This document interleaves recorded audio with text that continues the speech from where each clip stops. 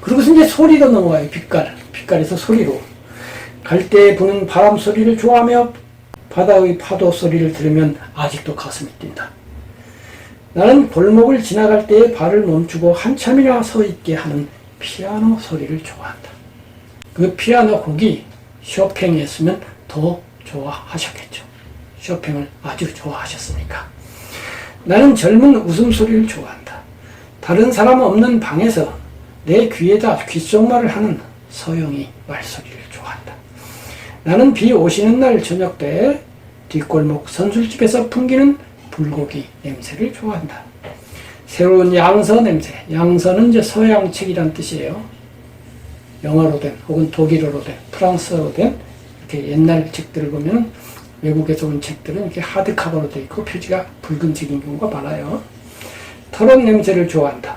커피 끓이는 냄새, 라일락 짙은 냄새, 국화, 수선화, 소나무 향기를 좋아한다. 봄, 흙냄새를 좋아한다. 이렇게 되는데 여기는 이제 웃음소리까지는 소리인데 불고기부터 냄새.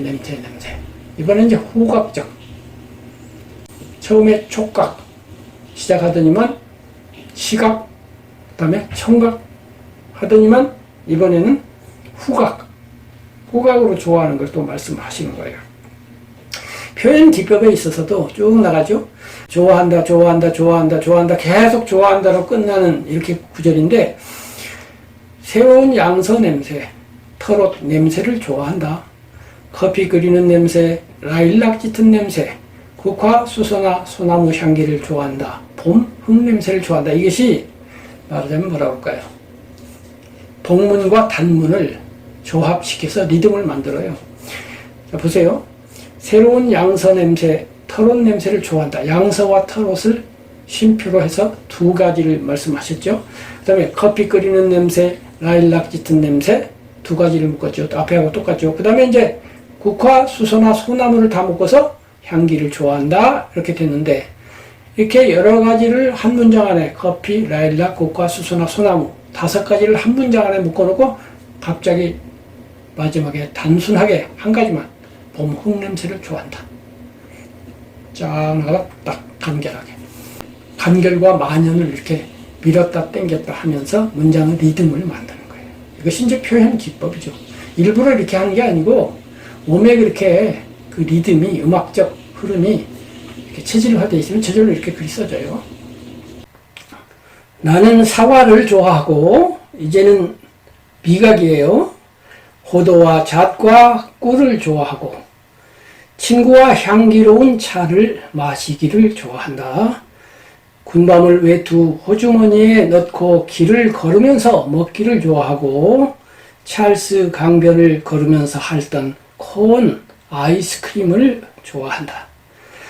나는 9평 건물에 땅이 50평이나 되는 나의 집을 좋아한다. 땅이 50평이면 넓다면 굉장히 넓지만 그렇게 넓지도 않죠. 그리고 9평 건물이라고 했는데 9평짜리 건물은 거의 없죠. 아마 진짜 9평은 아니고 이렇게 문학적으로 그렇게 표현을 하신 것 같아요. 10평 꽉 채우는 10평보다는 조금 모자라는 9평 이렇게 적은 것이 아닌가 싶고요. 제목은 쓰지 못하고 흙으로 지은 집이지만 내 집이니까 좋아한다. 화초를 심을 뜰이 있고 집 내놓으라는 말을 아니 들을 터이니 좋다. 내 책들은 언제나 제자리에 있을 수 있고 앞으로 오랫동안 이 집에서 살면 집을 몰라서 놀러오지 못할 친구는 없을 것이다. 이렇게 됐는데 되게 좋아하고 사랑하는 것들을 주로 사물, 시냇물이라든가 종달새라든가 기타 사물들을 이야기하다가 인간관계, 인생은 작은 인연들로 아름답다고 했을 때 인연들, 그래서 친구 얘기를 하는 거예요. 그래서 친구들이 놀러 와줄 수 있기 때문에 여기서 계속 살면 좋겠다. 나는 3.1절이나 광복절 아침에는 실크햇을 쓰고 모닝코트를 입고 싶은 충동을 느낀다. 그러나 그것은 될 수 없는 일이다. 될 수 없는 일은 아닌데 그렇게 이제 멋을 내고 아주 정장을 하고 신사답게 이렇게 하고 싶지만 당신은 신사가 좀 못되지 않냐? 그리고 광복절이나 3.1절 같은데 나무 앞에 나가서 기념사를 할 정도의 큰 인물도 아니고 국가에 큰 공적을 세운 적도 없지 않냐, 이렇게 겸손한 뜻이 있지 않나 싶어요. 여름이면 배에 고이 적삼을 입고 농립을 쓰고 집신을 신고 산길을 가기 좋아한다, 이렇게 해서 서양 이야기를 많이 하신 편인데 이렇게 한국적인 그러한 풍습, 풍토 이런 것도 사랑한다, 이런 얘기예요. 나는 신발을 좋아한다. 태사신, 이름 쓴 까만 운동화, 깨끗하게 씻어놓은 파란 고무신, 흙이 약간 묻은 탄탄히 삼은 집신, 나의 생활을 구성하는 모든 작고 아름다운 것들을 사랑한다. 그야말로 인생은 작은 인연들로 아름답다죠. 그 다음에가 이제 명문이에요. 이걸 제가 외운 부분이에요. 이 뒤를 제가 외웠거든요. 그때 보고 외웠고 지금도 외웁니다. 고운 얼굴을 욕망 없이 바라다 보며 남의 공적을 부러움 없이 찬양하는 것을 좋아한다. 이런 문장이 있어야 에세이죠, 에세이. 수필 중에도 이런 거는 이제 에세이예요. 그러니까 잠언적 글이죠. 그러니까 문학적인 표현, 상징이나 비유나 이런 걸 쓰지 않고 직접 제식으로 말하면 언어의 1차 용법, 설명 용법이긴 한데 여기에 담긴 내용이 정말 마음에 와 닿잖아요. 고운 얼굴을 욕망 없이 바라봐요. 얼굴이 고우면 사실 욕망이 일어나죠. 그런데 그 욕망치하고 순수하게 아름다운 것을 아름답게, 나무 안에 수달피 목도리를 만져보는 그런 기분으로 아름다운 얼굴을 그저 순수하게 그 아름다움을 바라볼 수 있고, 그 다음에 그것까지는 그렇다 치고 나무 공적을 부러움 없이 찬양한다고 그랬어요. 자, 그럼 뭘까요? 비선생님 같으면 이제 영문학자이고 또한 문학가이잖아요. 그럼 문학가, 에세이스트, 수필가로서는 찰스 램 있잖아요. 제일 좋아하시는 영국 수필가. 그럼 찰스 램이 쓴 훌륭한 수필. 언젠가 이제 찰스 램 얘기도 한번 하게 될 거예요. 고 도자기. 옛날 도자기다 이거죠. 고 도자기하고 꿈속의 아이들. 이 두 작품은 그야말로 명수필이죠. 명수필 중에 명수필. 아주 훌륭한 예술적 성취를 이룬 작품인데 그런 작품을 보면서 부러움 없이, 그러니까 부러움 없이라는 말은 시기 질투 없이라는 뜻이죠. 부러움은 있죠. 피 선생님의 그 산호와 진주 서문에도 부러워하는 거예요. 산호와 진주는 나의 꿈이었다. 이러면 산호와 진주로서 찰스 램의 그런 수필이 있는 거예요. 나의 꿈이에요. 그러니까 부러워하긴 하는데 그러나 그것은 될 수 없는 일이다. 중간에 이렇게 된다고요. 계속 시도해보니까 나는 그만 못해. 사실은 피 선생님의 훌륭한 작품은 찰스 램의 훌륭한 작품에 비해서 모자랄 것이 없지만은 겸허한 마음으로, 또 이제 더 나아가서 셰익스피어라든가 뭐 대단한 또 영미의 대가도 있고, 영국 문학은 아니지만은 뭐 단테라든가 이런 대단한 작가들 있잖아요. 그레테라든가. 이러한 작품을 그저 질투 없이 훌륭한 작품을 훌륭하게 찬양할 줄 안다 이거죠. 그런 의미에서 저도 피 선생님에 대해서 부러움 없이 혹은 시기 질투 없이 순수하게 찬양하고 있어요. 찬양할 만하니까. 어쨌든 남의 공적을, 이것은 문학적 공적 얘기를 했지만 문학적 공적 아니라 다른 공적도 많잖아요. 선행을 했다든가 국가를 위해서 살았다든가 이런 거 부러움 없이 찬양하는 것을 좋아한다. 이게 이제 수양이에요. 제가 이 사이트에서 논어에 대해서 강의를 많이 했고 또 앞으로 할 것이지만 논어는 수양의 책인데 이 수양의 책이라는 게 그런 거예요. 남을 찬양하고 시기 질투하지 아니하면 그 자체가 나에게 행복을 줘요. 시기 질투하면 내가 괴롭지 뭐 누가 괴로운가요? 그래서 남의 공적을 부러움 없이 찬양하는 것을 좋아한다. 자, 이렇게 해서 마음의 수양이 잘 됐어요. 제가 여러 번 말씀드렸지만은 수필을 잘 쓰려면 인품이 군자가 돼야 돼요. 근데 군자 되기 어려우면은 군자 밑에가 이제 학인, 군자가 되기 위해서 수양하는 그러한 수준에 있는 사람이라면 자기 글을 자꾸 다듬고 고치고 이렇게 해서 글 쓰는 기법을 연마를 해가지고 훌륭한 글을 보고서 자기 글을 향상시켜야 돼요. 그러나 그 기법 이전에 인품이 먼저 군자이면 좋겠죠. 그 군자가 된다는 것은 겸허해진다는 뜻도 있고 또 마음이 가벼워지고 조촐해지고 이런 뜻도 있잖아요. 그렇게 되면 어떻게 될까요? 그 다음이 있어요. 여러 사람을 좋아하며 여러 사람을 좋아해요. 아무도 미워하지 아니하며 이 미워하지 아니함이 앞에서 말한 질투하지 아니함과 통하는 거죠. 몇몇 사람을 끔찍이 사랑하며 살고 싶다. 이게 정말 훌륭한 말이에요. 아주 간결한 말이거든요. 제가 이제 이러한 글과 또 부처님이 그 사무량심 수행을 하면서 이 자해 명상이라고 있어요. 자해 명상. 자해는 사랑이라는 말인데 이 사랑하는 말은 이제 남녀 간의 사랑이라는 뜻이 강한데 자해는 그것이 아니고 여러 사람에 대해서 모든 사람에 대해서 그러니까 친절이라고 해야죠. 사랑은 사실 1대1 내지는 아주 가까운 한두 사람만 사랑을 할 수가 있지. 여기도 보면 몇몇 사람을 끔찍이 사랑한다고 했잖아요. 몇몇 사람을 끔찍이 사랑할 수는 있지만 모든 인류를 끔찍이 사랑할 수는 없어요. 그래서 자애는 그런 끔찍이 사랑하는 게 아니라 모든 사람에게 두루두루 친절한 마음 이런 정도 되는 것인데 이 명상법에 보면 먼저 나를 사랑하고요. 나를 사랑합니다. 이렇게 명상을 해요. 그 다음에 그 사랑의 마음이 안개처럼 이렇게 자꾸 이제 커져가지고 넘쳐서 제일 먼저 나를 둘러싸고 있는 나의 가족들, 그 다음에 내가 아는 지인들, 그 다음에 이 마을에 사는 사람들, 우리나라에 사는 사람들, 온 인류들, 나가서 모든 생명계, 모든 우주 이렇게 점점 퍼뜨려요. 근데 이것은 공간적으로 그렇게 퍼뜨리는 방법도 있고 퍼뜨리는 방법도 여러 가지가 있는데 이제 마지막에는 적들까지 사랑해요. 적들까지도 용서하고 사랑하게 되기를 바랍니다. 이렇게 명상을 하거든요. 그래서 이제 이런 것들을 다 종합해가지고 제가 정리를 했어요. 그래서 사람이라고 하는 것은 개인, 개별자, 남과 분리된 나라고 하는 존재는 5그룹의 사람에게 둘러싸여 있다. 제가 그렇게 결론을 내렸어요. 첫 번째 그룹은 사랑하는 그룹이에요. 주로 이제 가족, 애인. 그래서 애인 그룹이라고 그래요.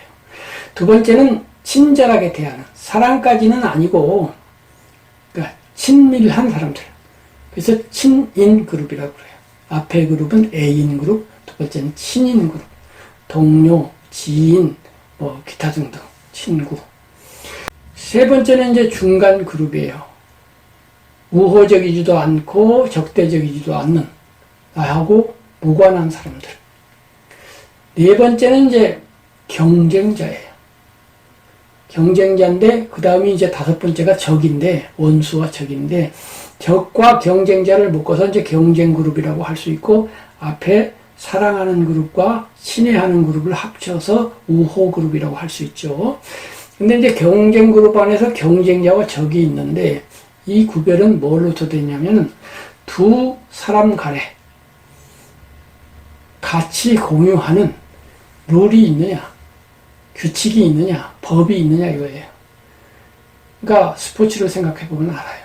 스포츠에서 경기를 할 때 공동의 룰 안에서 경기를 하잖아요. 그래서 달렸는데 너는 9초 후에 들어왔고 나는 10초에 들어왔어. 그래서 네가 1등이고 내가 2등이야. 그럼 2등이라고 해서 억울할 것도 없고 질투할 것도 없고 당연한 거잖아요. 그래서 경쟁자에게는 원한을 품을 필요가 없어요. 내 실력에 따라서 판정이 나니까. 물론 거기에 불공정한 판정이 난다 이런 것은 별개의 문제고요. 근데 적과 원수는 그거 아니에요. 공동은 룰 없어요. 마구잡이로 싸우고 다투고 그렇게 하는 거죠. 그래서 이제 이렇게 5그룹의 사람이 있는데 이제 부처님께서는 이제 경쟁자 얘기는 안 하고 적 얘기는 했어요. 적을 미워하지 않는다 이렇게 됐는데 여기에도 보면은 여러 사람을 좋아하며 이렇게 됐거든요. 여러 사람 모든 사람을 좋아할 수는 있어요. 아까 말한 것처럼 친절하게 대할 수는 있잖아요. 근데 사랑까지 하기는 불가능해요, 사실은. 예수님, 부처님이라도 사실은 불가능합니다. 테레사 수녀라도. 모든 사람은 어떻게 사랑을 해요? 정직하게 말하면 좋아하고 친절한 것으로 충분해요. 그리고 비천득 선생님이 잘 표현하셨어요. 모든 사람, 여러 사람을 좋아하고 아무도 미워하지 아니하며, 물론 미운 사람 있지요. 근데 미워하지 아니하려고 노력을 하는 거죠. 이상적으로 미워하지 않을 수는 있을 것 같아요. 그 다음에 이제 그것만으로 부족해요. 성인들은 이걸로 충분할 수 있어요. 부처님 같으면은. 부처님은 끔찍이 사랑하는 사람 없어요. 끔찍이 사랑하다 보면 사사로워지고, 끔찍이 내가 내 아들, 내 아내 혹은 뭐 내 애인을 사랑한다는 것은 우리 둘을 하나로 묶어가지고 그 묶음 밖에 있는 다른 사람은 사랑하지 않는다는 뜻이 있어요. 내가 내 애인을 사랑하는데 다른 사람이 내 애인 사랑하면 안 되잖아요. 또 내 애인이 다른 사람 사랑해도 안 되잖아요. 그러니까 내가 애인을 사랑하는 것은 애인에게 이타적인 것이지만은 우리 둘을 묶어서 사사로운 개인으로 묶어버리면 다른 사람에 대해서는 어떤 면에서는 이기적인 면도 있는 거예요. 그래서 부처님은 사랑하라고 안 그래요. 친절하라고만 그래요. 모든 사람을 좋아하라고만 그랬지 몇몇 사람 끔찍이 사랑하라고 안 그래요. 그래서 당신이 돌아가실 때 제자들이 끔찍이 사랑해서 엉엉 울면 좋아하느냐? 울지 마. 이렇게 해요. 또 훌륭한 제자들은 엉엉 안 울어요. 그런데 수행이 덜 된 그런 제자들이 막 울죠. 어쨌든 그렇게 되어 있는데, 그러나 이제 비선생님도 그렇고 우리도 그렇고 우리는 석가모니 부처님 같은 그러한 위대한 수행자도 아니려니와 또 위대한 수행자가 되고 싶지도 않아요. 비록 남들에게는 배타적이거나 말거나 몇몇 사람 끔찍이 사랑하고 싶잖아요. 그 사랑이 나를 살게 하잖아요.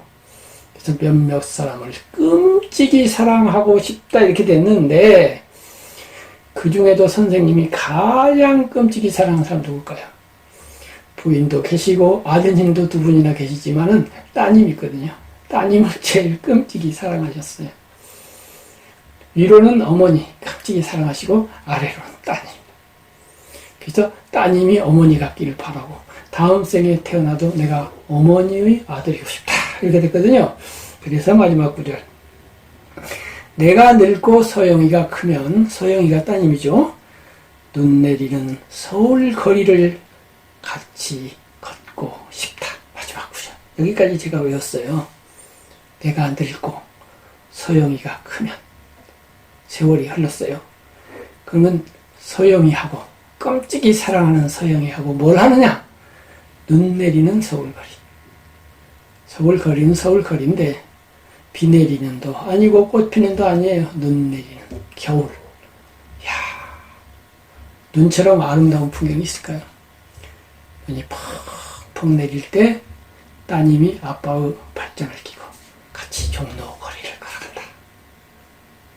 카페에 앉아 있는데 카페 밖으로 다 그렇게 아버지와 딸이 걸어가는 모습을 보면 어떨까요? 그야말로 무슨 오래된 흑백 영화, 오래된 고전 영화의 한 풍경 같지 않겠어요? 끔찍이 사랑하지만, 그러나 그 끔찍이 사랑이 눈 덮인 풍경과 길거리를 걸어가는 모습과 어우러지면 뭐 이것은 뭐라고 할까요? 어떤 면에서는 인류에 대한 우호 감정까지도 확대된다고 생각이 돼요. 그래서 이 나의 사랑하는 생활, 마지막 풍경은 눈 내리는 풍경, 눈 내리는 풍경에서 따님을 아주 사랑하는 아버지와 아버지를 지극히 사랑하고 존경하는 따님의 모습으로 딱 끝나게 그렇게 수필이 쓰여져 있습니다. 그래서 이 수필에는 그야말로 나의 사랑하는 생활 이랬는데, 생활이라는 건 뭐예요? 매일매일 계속되는 일상생활. 그 일상생활, 매일매일 계속되는 생활 속에 이렇게 많은 사랑할 만한 것이 있고 좋아할 만한 것이 있고 행복한 것이 있다. 인생은 작은 인연들로 아름답다고 했을 때 그 인연이 사람과 사람과의 인연도 있지만 내가 호두와 잣과 꿀을 좋아하는 이것도 사물과의 작은 인연이에요. 이 인연이란 말에 대해서 제가 이제 아까 말씀드린 인생은 작은 인연들로 아름답다에서는 뭐라고 그랬냐면은 그 화엄경이라는 불교 경전이 있죠. 거기에 보면은 인연을 그물에 비교해요. 그물. 우주는 거대한 그물로 짜여져 있다 이거죠. 그럼 그물은 이렇게 해서 이제 우물정자가 계속 반복되잖아요. 그러면 그 매듭, 교차점이 있죠. 그럼 그 교차점 하나를 당기면 다른 모든 교차점에 영향을 미치죠. 그야말로 나비 효과죠. 북경에서 나비가 팔랑팔랑 날개짓을 하면 저 태평양에서 태풍이 일어난다. 뭐 이런 나비 효과인데, 그래서 모든 인간, 더 나아가서는 모든 사물들 간에는 서로 연결돼서 상즉상입이라고 해서 내가 네 속에 들어가고 네가 내 속에 들어온다 이거예요. 그리고 하나 속에 만물이 들어있고 만물 속에 하나가 들어있다. 이게 이제 의상대사의 법성계에 있는 그런 유명한 표현인데, 이러한 인연으로서 이 우주와 내가 서로 연결되어 있다 이거죠. 그렇게 연결되어 있는데, 어저께 그 넷플릭스에서 God이라고 하는 영상을 봤어요. 시리즈인데요. 유명한 흑인 배우인데 이름은 잘 생각이 안 나는데, 프리먼인가? 쇼생크 탈출이라는 데 나오는 그 흑인 배우 있잖아요. 그 배우가 이제 진행을 하더라고요. 거기에서 이제 종교적 환상 보는 그런 편을 봤는데, 어떤 분이 종교도 안 믿는데, 이제 이렇게 뇌 수술을 했어요. 뇌 수술을 하고 나서 갑자기 이제 종교적 체험을 했어요. 그 체험이 뭐냐면은, 자다가 이렇게 눈을 떴는데, 모든 사물이 그렇게 아름답게 보이는 거예요. 이 벽이 뭐예요? 벽처럼 무미건조한 게 어디 있습니까? 벽이 너무나 아름다운 거예요. 아름다울 뿐 아니라 살아있는 거예요. 그럼 벽만 그러냐? 온 세상이 사랑으로 가득 차 있다는 거예요. 모든 사물들이 다 사랑이 들어가는 거예요. 그래서 거대한 우주는 신의 사랑 속에 들어있다 라고 하는 걸 한 번 느낀 게 아니라 확 자주 느끼는 거예요. 그 인생이 확 바뀌어버렸다는 거예요. 이건 이제 종교적 신비 체험 이야기이지만은, 시인은 어떤 의미에서 비슷해요. 메슬로우의 욕구 5단계설에서 이제 5번째 자아실현자들의 특성 중에 하나가 그런 경험을 자주 해요. 자아실현자. 인격이 이렇게 군자 수준에 이른 사람들은 그런 황홀 체험, 신비 체험, 잠깐 지나갈 수는 있어요. 또는 오래 지속될 수도 있는데, 작은 것 안에서 반짝이는 그런 환희를 느껴요. 이렇게 모래벌에 가다 보면 금싸라기라고 그러죠. 금처럼 반짝이는 모래알 하나 있잖아요. 그런 것처럼 사물의 순간순간에서 반짝이는 기쁨, 행복 이런 걸 느낍니다. 근데 그것이 이제 지속되어서 30분, 10분, 5분 혹은 10초 이렇게 지속될 수도 있어요. 시인이 무언가를 발견하고 이른바 영감을 얻고, 그래서 와 내가 이런 생각을 했지, 와 내가 이걸 창작했네 라고 하는 것을 영감을 받을 때 그거하고 상당히 유사합니다. 그래서 이런 사물들 또는 순간순간 인생, 그 순간순간에는 그런 반짝이는 순간들이 있는데, 아까 그물코로 돌아가서 그물코 하나하나가 다 그런 거예요. 그물코 하나하나가 다 사랑일 수도 있고 기쁨일 수도 있고 환희일 수도 있어요. 그것들로 우주가 구성되어 있다는 얘기죠. 그리고 나는 이쪽 그물코 하나지만 전체로 보면 그물의 일부예요. 개인이면서도 전체인 거죠. 화엄경 내지는 의상대사 말마따는 하나 속에 전체가 있고 전체 속에 하나가 있는 거죠. 그리고 그런 그물코의 인연들, 그 그물코 인연코, 그 인연코마다 제가 이제 책에다 쓰기는 이슬방울이 맺혀 있다고 치자 이거예요. 이 그물코를 거미줄이라고 보자 이거예요. 거미줄. 시골서 잘하신 분들은 알 거예요. 거미줄이 딱 있어요. 거미줄도 이렇게 격자 무늬로 돼 있잖아요. 그럼 아침에 가보면 거미줄 그 코에 이슬방울이 영롱하게 이렇게 맺혀 있어요. 영롱하죠. 그 영롱한 이슬방울을 보아내는 것. 이것이 이제 시인이고 문학가이고 수필가인 거예요. 그래서 이제 제가 그 인생은 작은 인연들로 아름답다라고 하는 선생님의 글에다가 이렇게 썼어요. 인생은 작은 인연들로 아름답다. 신춘이라는 수필에 나와요. 인연, 자금, 아름다움. 선생이 바라본 인생을 구성하는 세 마디 말이다. 선생은 작지만 반짝이는 사건을 시줄로 하고 곱고 연한 마음을 날줄로 삼아 인생이라는 천을 짠다. 그 배짜기가 인연이다. 그렇게 짜여진 인연으로서의 인생은 번쩍거리지 않은 바탕에 약간의 무늬가 있는, 선생님의 수필이라는 수필에 나오는 표현이죠. 번쩍거리지 않은 바탕에 약간의 무늬가 있는 비단이다. 진리를 전하는 오래된 책은 말한다. 인연은 그물 같은 것이라고. 그물의 한 교차점을 당기면 다른 모든 교차점이 따라서 출렁이듯이 우리는 서로 연분 지어진 관계라고. 선생이 짓는 인연의 그물은 그 중에서도 거미줄로서의 그물이다. 연하고 부드러운 아침 이슬이 두세 방울쯤 맺혀 햇살의 빛을 발하기도 하는 물고기 대신 아름다움을 건지는 거미줄의 인연인 것이다. 누군가는 인생을 아침 이슬 같은 것이라고 말했다. 그렇다. 인생은 거미줄처럼 약하고 이슬처럼 순간이다. 그러나 그러기에 도리어 인생은 아름답다고 그만은 바란다. 아무리 세찬 소낙비라도 거미줄을 끊지는 못한다. 비록 순간에 지는 아침 이슬일지라도 그것은 티파니의 보석보다 황홀하다.